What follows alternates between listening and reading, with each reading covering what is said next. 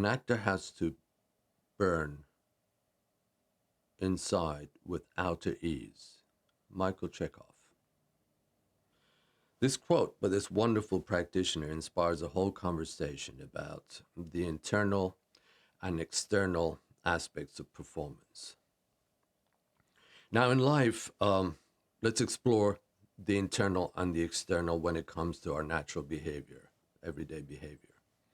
What happens internally? Well, internally, we think, we feel, we sense pain, we sense pleasure.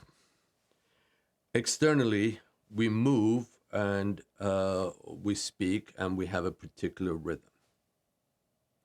Now, these two aspects of our existence interact continuously, but their interaction and the mode of their interaction is really important to explore for an actor. So let's do that. Now, there are times in performance where a character is not revealing what they're sensing, which we obviously call subtext. They're not saying what they want to say. They're not expressing what they want to express. So basically, they are within the character, they're acting. They're hiding certain things from the other character. Now, these circumstances are normally when this particular character has a reason for hiding. Has to be, it could be the relationship with the other person. If they don't know the other person, they can't totally be open with them, possibly.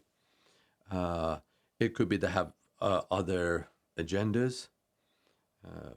Now, when the external, the internal, when they match, in other words, when there's no hiding, it's usually because of two possible reasons. One is that the character feels very comfortable with the other person.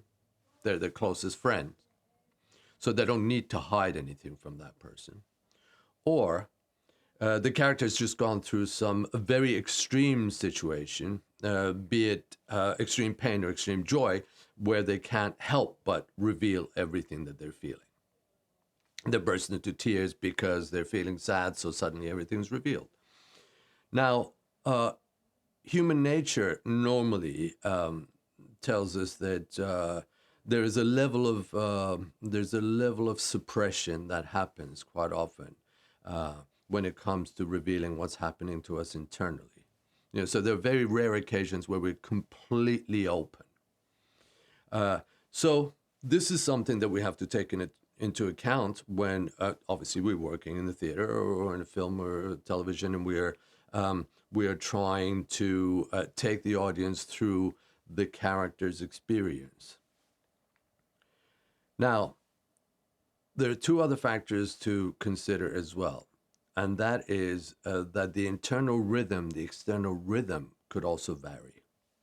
Now, what do I mean by that? Well, you could internally be very hyperactive. The activity, the emotional activity internally could be hyperactive. It could be intense. And yet externally, you could be behaving very calmly. Again, this is what an actor needs to work with and understand the nature of this kind of suppression, what it takes. And what I call I call this suppression working with opposites. Now, what do I mean by that? Let's say, and I think opposites happen all the time, actually, because we don't, because we always work against something to get something else done. All right. Let me cite an example. Let's say you're extremely tired. Now, if you're tired, what's the next thing? Well, what would you need to do? Well, you need to go to sleep, right? You need to rest. But let's say you're tired, but you're at work, and you still have 4 hours to go. Well, you can't go to sleep. You can't work. So in this kind of situation, context affects that behavior, the opposites. So you have to, because your boss is there, You can't look tired because you know he or she will not like that. So you are presenting something different externally. So you're fighting against the exhaustion. You still have to fight against that exhaustion to drive home, to go up the steps, go up the stairs, into your bedroom, whatever you've got to do. So we're constantly working with opposites. Okay.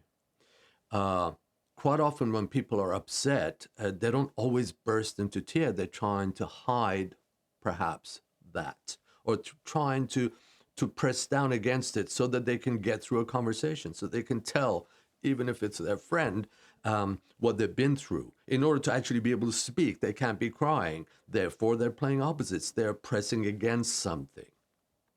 And this is really crucial when it comes to the relationship between internal and external. Now, as an actor, what I suggest is that yes, we always work with the opposites, so we press against, but then we decide the degrees of failure in this push and pull. In other words, how far can we go with hiding, let's say, the tears before we fail at that attempt to hide them? Now, that becomes a powerful moment for the audience because we see an interaction going on. We perceive of the interaction between the external and the internal as an audience.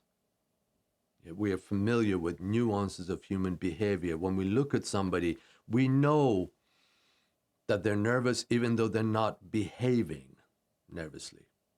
In fact, if they behave in a nervous manner too much, it's almost as if they're acting. And we've discussed this before. No acting is what you need to do to be an actor.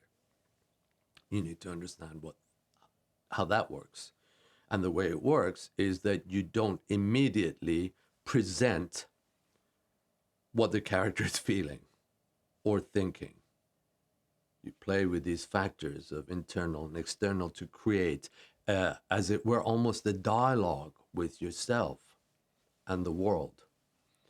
And none of this have to be manifested in words. It's can be manifested in a particular physical rhythm, a gesture, tiny, tiny little signals that reveal to us that something different is going on in this character than what we see.